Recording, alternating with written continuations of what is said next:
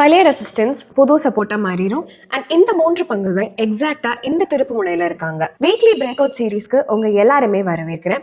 இன்னைக்கு நம்ம 3 பங்குகள் எதெல்லாம் ஆல்ரெடி பிரேக் அவுட் கொடுத்திருக்கு அண்ட் இப்போ அந்த சப்போர்ட் லெவல்ல ரீடெஸ்ட் பண்ணிருக்கோம், அதை தான் பார்க்க போறோம். இது ஃபேவரபிள் ரிஸ்க் ரிவார்ட் செட்டப்ஸ் வந்து கொடுக்கறதுக்கு வாய்ப்பு இருக்கு. முதல் பங்கு இன்னைக்கு பாத்தீங்கன்னா GMR ஏர்போர்ட். இந்த பங்கு வந்து 100 வேல்யூ கீழே கன்சாலிடேட் ஆயிட்டே இருந்திருக்கு 2024ல இருந்து. மார்ச் 2025ல ஒரு ஹையர் ஹை ஃபார்ம் பண்ணிருக்கு அண்ட் ஃபைனலா நவம்பர் 2025ல இந்த பங்கு ஒரு பிரேக் அவுட் கொடுத்திருக்கு. இப்போதைக்கு இந்த பங்கு வந்து 100 லெவல்ல ரீடெஸ்ட் பண்ணிட்டு இருக்கு.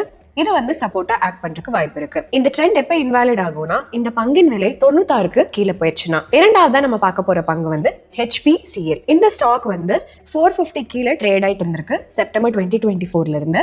அண்ட் அந்த ரெசிஸ்டன்ஸ் மல்டிபிள் டைம்ஸ் இது டெஸ்ட் பண்ணிருக்கு. அக்டோபர் 2025ல fresh all time high break out கொடுத்திருக்கு.